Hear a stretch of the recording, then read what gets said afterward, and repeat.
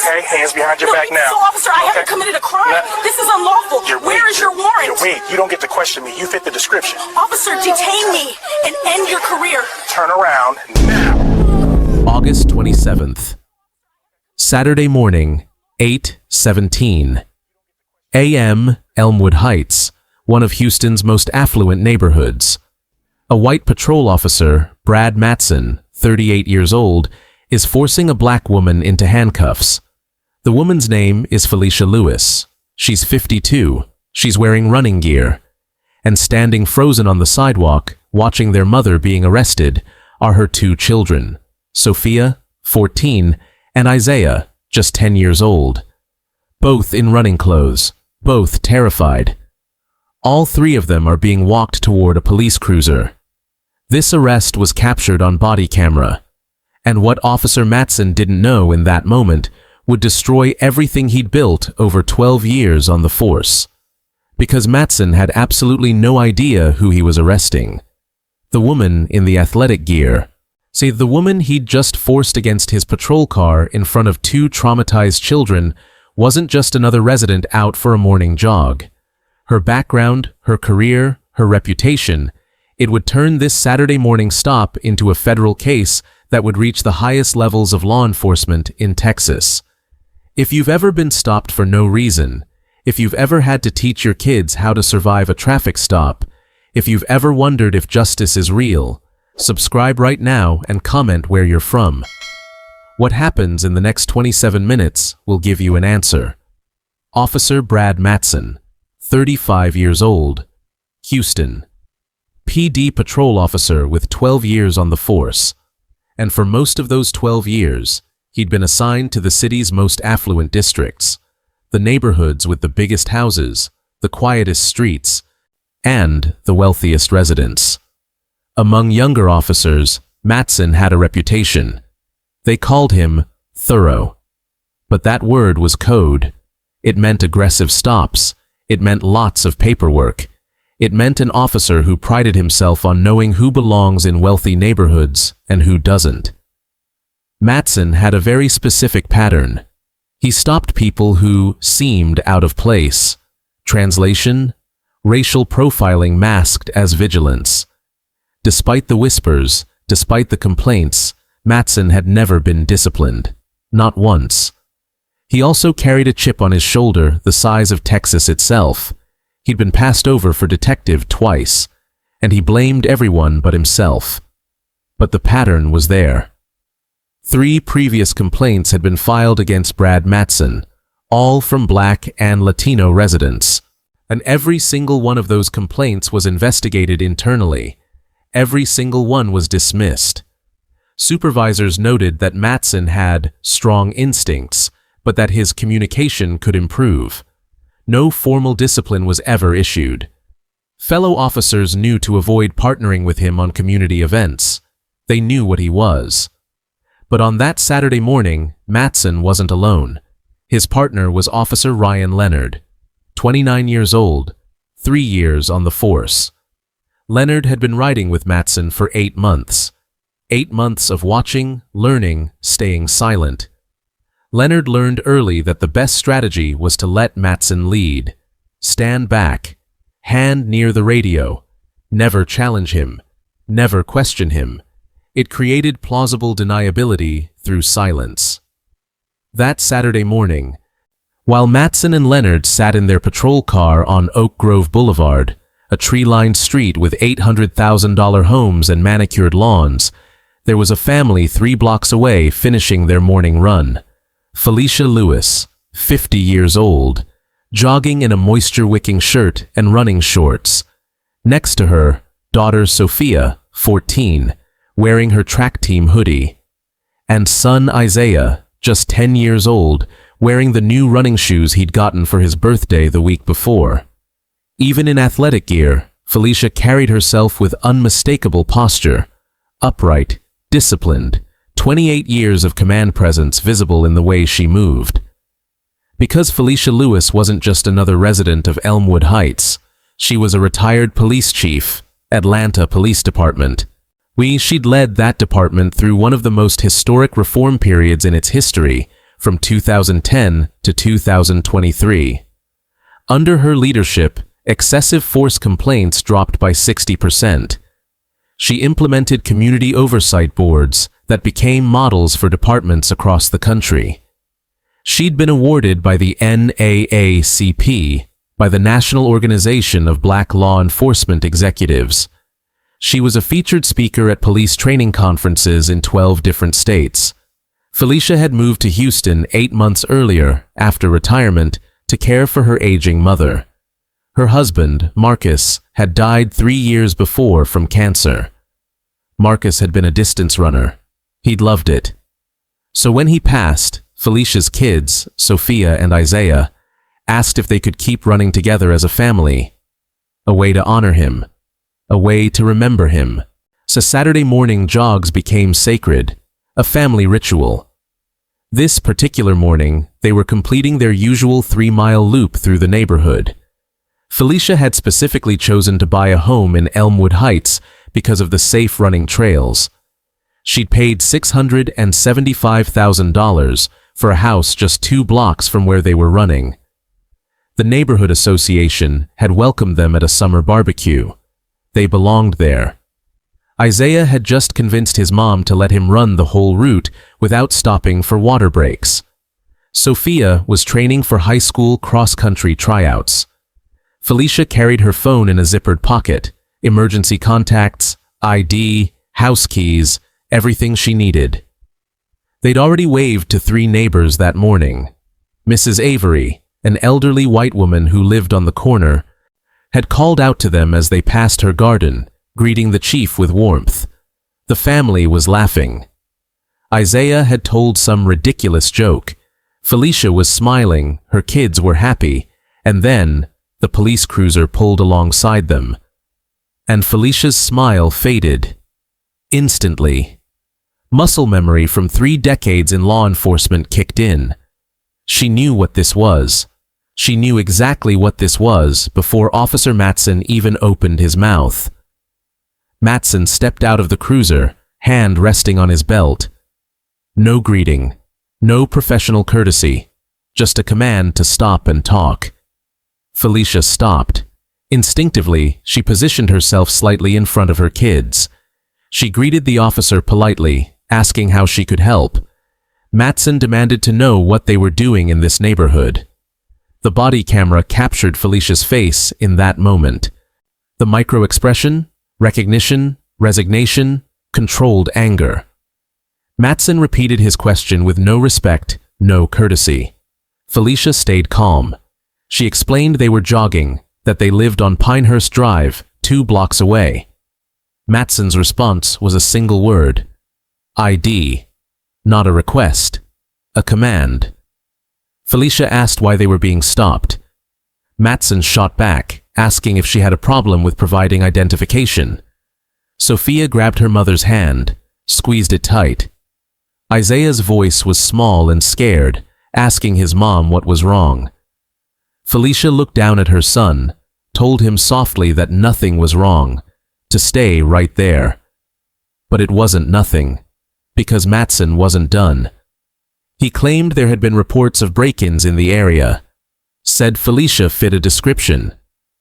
Felicia kept her voice steady, asking what description. Someone suspicious checking out houses, Matson said. Felicia pulled out her phone, showed her driver's license on the screen. The address matched what she'd told the officer. Pinehurst Drive. Matson barely glanced at it. He dismissed it, saying it didn't tell him what she was doing, jogging around looking at houses. Felicia explained they weren't looking at houses. They were exercising. This was their neighborhood. And then Matson said something that the body camera captured perfectly. He asked why, if it was her neighborhood, he didn't recognize her. Think about that. Matson was admitting, on camera, that he judges who belongs based on whether he recognizes them. In a neighborhood of thousands of people. But it got worse. Matson muttered something to Leonard. The body mic caught it. He said they always have an excuse. Leonard said nothing, just shifted his weight nervously. But Felicia heard it. Her jaw tightened. Matson got louder, asking how long she'd been living there. 8 months, Felicia answered. And then Matson asked the question that laid bare his assumptions.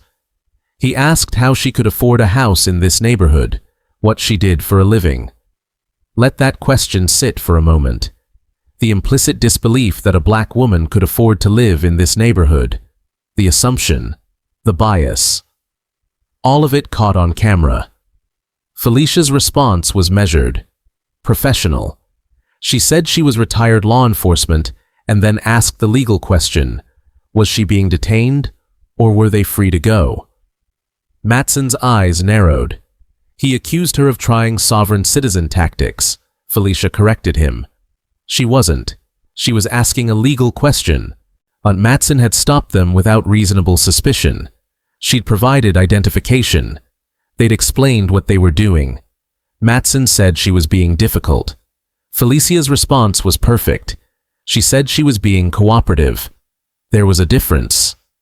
Matson stepped closer, asserting that he decided what was cooperative. Sophia's voice was shaking now, asking if they could just go home. Felicia never took her eyes off Matson. She told the officer he was scaring her children, that they'd done nothing wrong. Matson turned it around, asking why she was so defensive.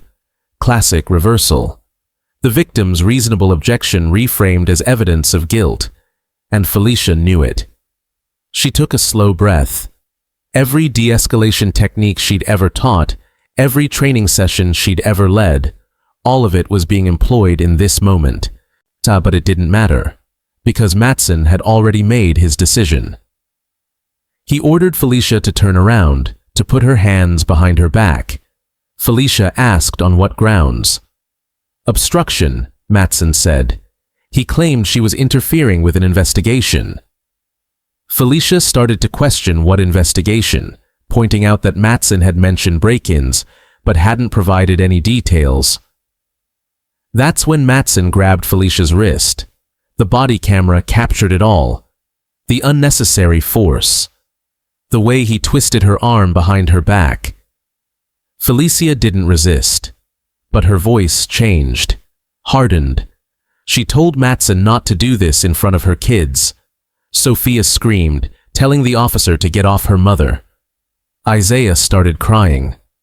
Leonard finally spoke up, suggesting maybe they should reconsider.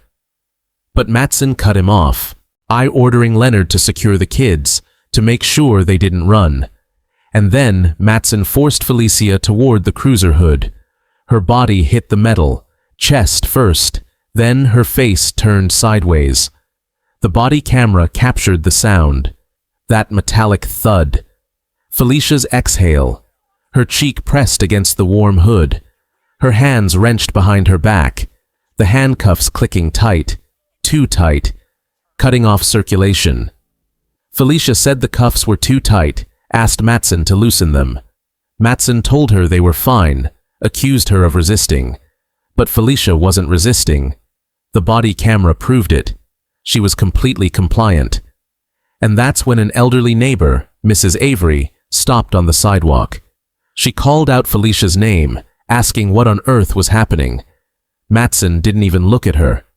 He told her to step back. Miss Avery recognized who was being arrested. She told Matson that was Police Chief Lewis, demanded to know what he was doing.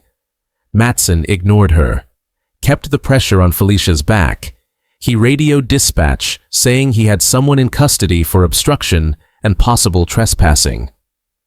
Felicia's face was still pressed against the hood. She pointed out that she'd given Matson her address, asked how this could be trespassing.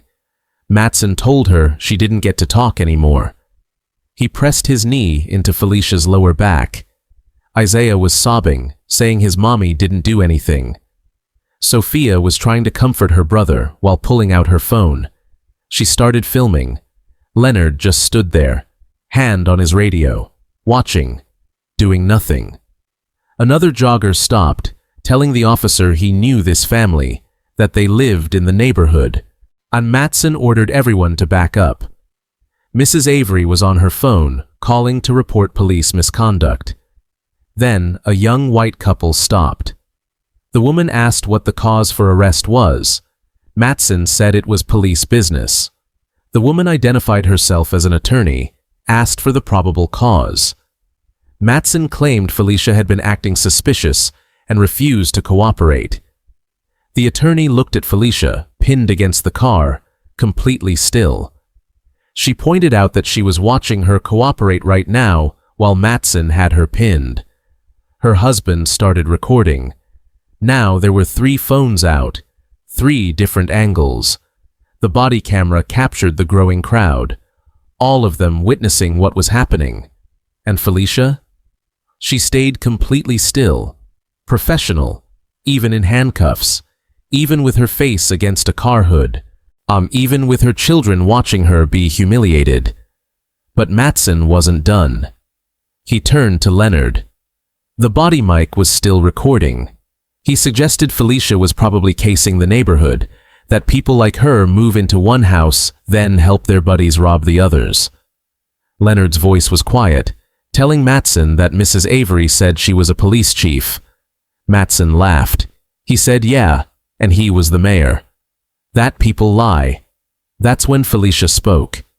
Her voice was quiet, clear, devastatingly calm. She gave her badge number, a -2847 Atlanta PD. Said she retired as chief of police in 2023. Told Matson this was unlawful detention, and he knew it. Matson's response dripped with sarcasm. He said sure, that's why she was in cuffs. Sophia was crying now, insisting her mother was telling the truth, telling Matson to Google her. And Matson's response? He ordered the kids to be put in the car, said they were transporting all of them. All of them. He was going to arrest the children too. That's when another vehicle pulled up, a supervisor's car. Sergeant Linda Alvarez, responding to Mrs. Avery's call. She stepped out and immediately assessed the scene. A woman in handcuffs on the hood, 2 crying children, a crowd of witnesses with phones out, her officer looking defensive. She asked Matson what the situation was. Matson claimed the subject had been acting suspicious, had refused ID, had gotten combative. Alvarez looked at the scene again, at the joggers, at the neighborhood. She asked if she'd provided ID. Matson said she'd shown a phone screen, that anyone could fake that. Alvarez asked if Matson had run the name. Matson paused, just for a second. But it was enough. He said he'd been securing the suspect first. Alvarez's expression changed. She asked if he hadn't run it. She walked over to Felicia, asked for her name. Felicia looked up at her, her face still against the hood of the cruiser. She gave her name. Felicia Lewis, retired chief, Atlanta PD, and Sergeant Linda Alvarez went completely still. If you're still watching, drop a like on this video right now and leave a comment telling us what you think should happen to Officer Matson. Because what happens next is going to shock you. Sergeant Alvarez's voice firm as she ordered Matson to remove the cuffs. Now. Matson started to explain, but Alvarez repeated her command.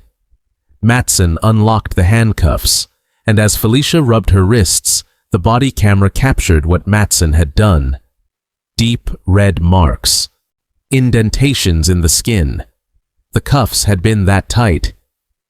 Alvarez turned to Felicia, apologized, asked if she was injured. Felicia looked at her. Her voice was steady, but you could hear the exhaustion in it.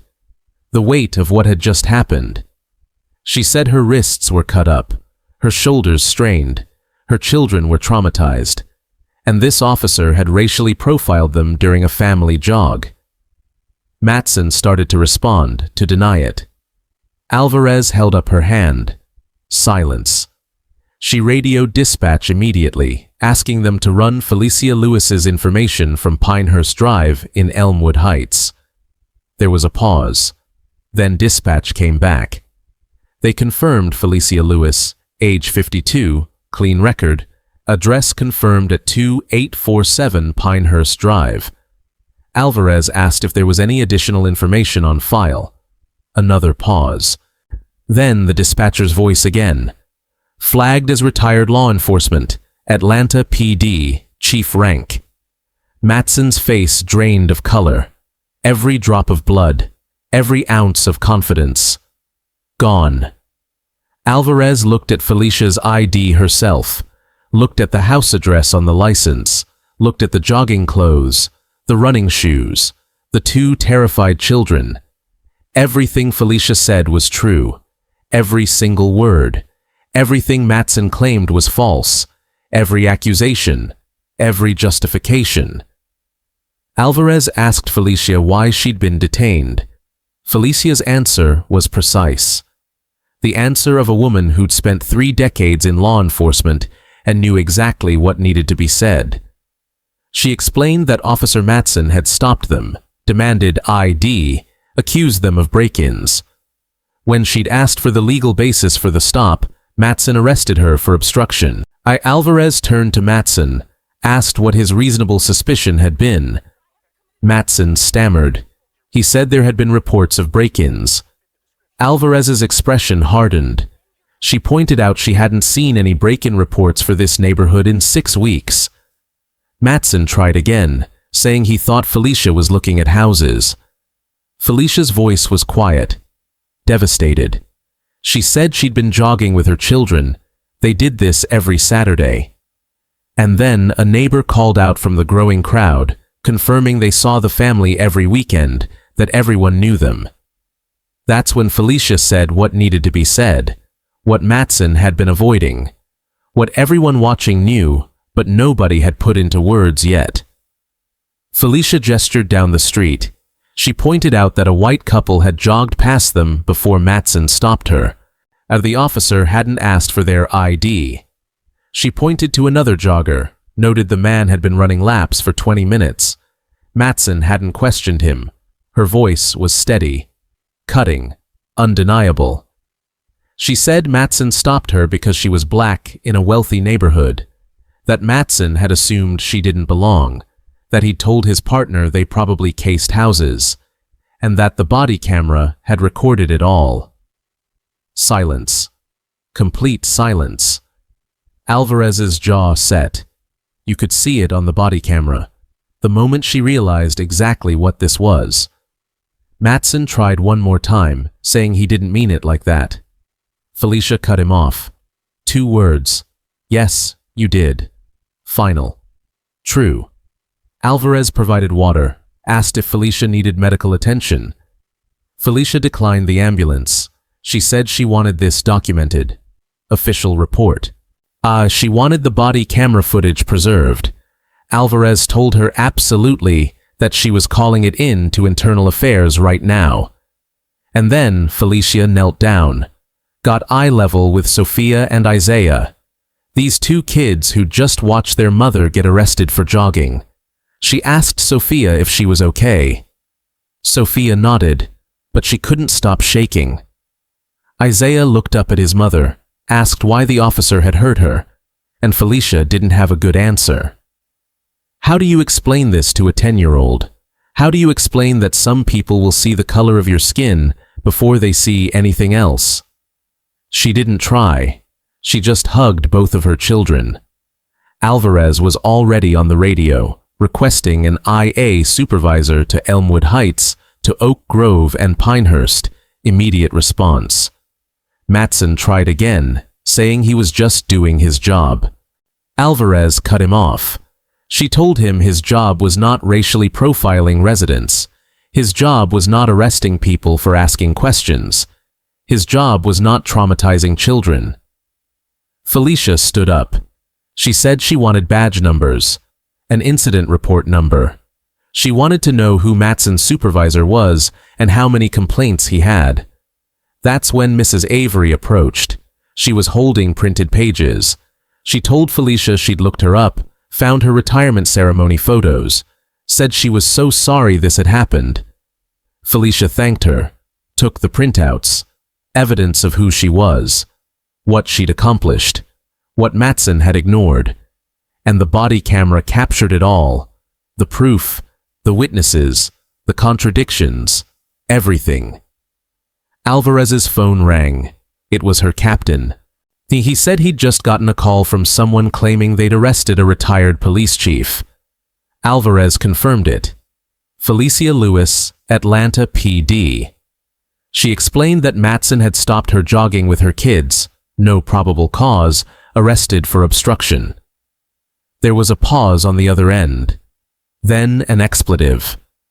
The captain asked if there was body cam footage. Alvarez confirmed there was, and civilian video, and witnesses. The captain told her not to let anyone leave, that he was en route. He said to call their chief. He needed to know. Alvarez hung up, looked at Matson, told him he better call his union rep, and that's when the calls started. In Atlanta, Felicia's former deputy chief got a call from Mrs. Avery. Within 20 minutes, Atlanta PD's Public Affairs Office was alerted. They called Houston PD Public Affairs. Houston's chief of police, Dave Alvarez, no relation to the sergeant, was interrupted during his daughter's soccer game. He listened to the situation summary, closed his eyes. He told them to get him everything, every frame of that body cam. The Texas Commission on Law Enforcement Standards got a courtesy notification, and by noon there were 5 parallel tracks running simultaneously. Houston PD Internal Affairs Investigation, Harris County District Attorney Civil Rights Division Inquiry, FBI Field Office Notification for potential federal civil rights violations, the police union scrambling to distance themselves from Matson, and media inquiries flooding the PD switchboard. Matson sat in his patrol car, Leonard in the passenger seat. Leonard finally spoke, asking what the hell they'd been thinking. Matson said he didn't know. Leonard pointed out that Matson hadn't checked. He'd just assumed. Matson's phone wouldn't stop buzzing. Union rep, other officers, his sergeant. He watched Felicia talking to an IA investigator 50 feet away. Watched Sophia and Isaiah giving statements. Watched Mrs. Avery handing over her phone with video evidence. His body camera was being removed. Evidence collection. For the first time, Matson realized something. His career might actually be over. His hands were shaking. He tried to call his wife, couldn't find the words. Internal Affairs arrived with evidence kits. They collected Matson's body cam, Leonard's body cam, dash cam footage. They interviewed Mrs. Avery, the attorney witness, other neighbors, Sophia, Isaiah. They photographed Felicia's wrist injuries, photographed where the incident occurred. They pulled Matson's personnel file, his complaint history, his training records. They pulled Leonard's field training evaluations, documentation of who'd assigned him to Matson. By 2 p.m., Internal Affairs had 4 camera angles, 7 witness statements, physical injury documentation. Felicia's wrists were photographed in detail, purple bruising, skin breaks where the cuffs had been too tight. The evidence didn't lie.